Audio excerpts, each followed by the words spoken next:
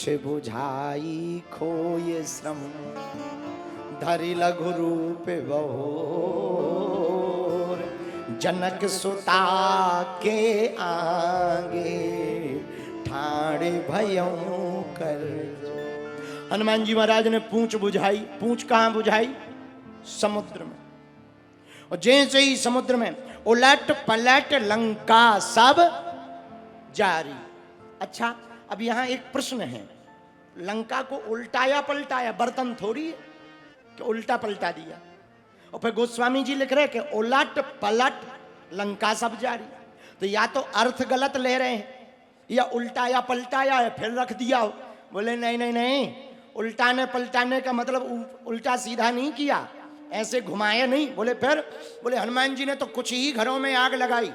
हवा चली जब पवन देवता तो इधर से चली, उल्टी पलटी इधर से, तो उलट पलट करके जब हवा चली तो जो मकान बीच में बच भी गए थे वो भी हवा के प्रभाव के कारण जल गए। इसलिए गोस्वामी जी ने ऐसा लिखा। क्या लिखा? उलट पलटी लंका सब जारी, और अंत में कूंद परा पुनि सिंधु मझारी। हनुमान जी महाराज समुद्र में कूद गए और जैसे ही समुद्र में कूदे तो पसीने की बूंद गिर गई और उस पसीने की बूंद को एक मछली ने खा लिया। उसी मछली से हनुमान पुत्र मकरध्वज प्रकट हुए। यहां की वो कथा है। हमने सिर्फ आपको संकेत के लिए बताया है कि आपको ये ध्यान रहे, सुंदरकांड में ऐसी कथा नहीं है, पर यहाँ की वो कथा है, इसलिए हमने आपको बताया है। कभी पंचमुखी हनुमान की हम कथा सुनाते ना तो समझ नहीं आता कहाँ की बात, यहाँ की वो बात है। बोलो सीताराम, जोर से बोलो और जोर से बोलो। हनुमान जी की पूंछ में आग लगने की बात पे हम एक बात कहना चाह रहे। पूछो क्या? जोर से पूछो, बताओ। इनकी पूंछ में आग लग गई फिर भी इन्होंने टेंशन नहीं।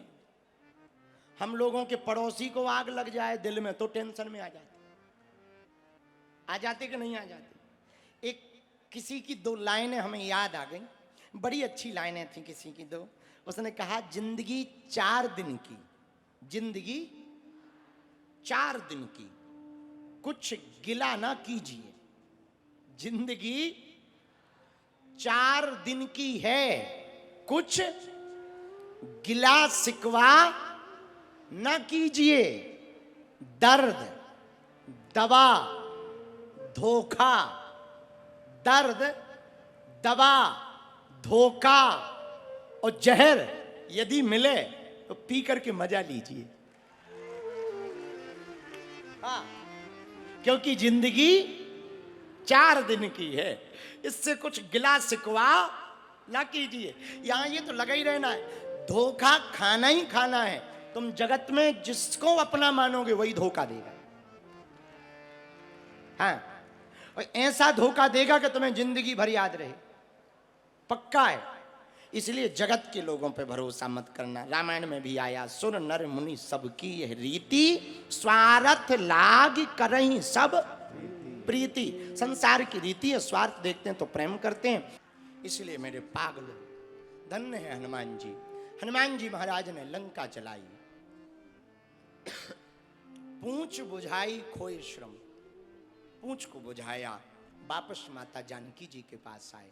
और कितनी अद्भुत बात, जब वापस आए ना हनुमान जी, इतने सरल बन के आए मानो कुछ हुआ ही ना हो।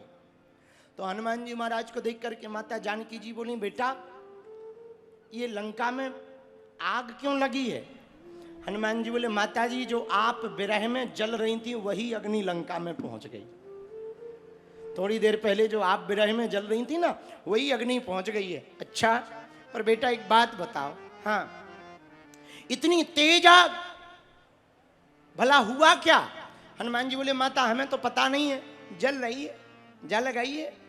और जहां पर संतों का अपमान हो, माता तुम्हारा अपमान हो, वहां पर तो जलना ही चाहिए, इसलिए लंका जल रही है।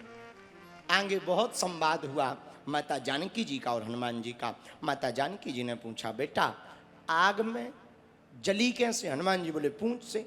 तो माता जानकी जी बोली आग से लंका तो जल गई पर तुम नहीं जले। हनुमान जी बोले मां, आग में जलाने की शक्ति थी तो बचाने की भी शक्ति विराजमान थी।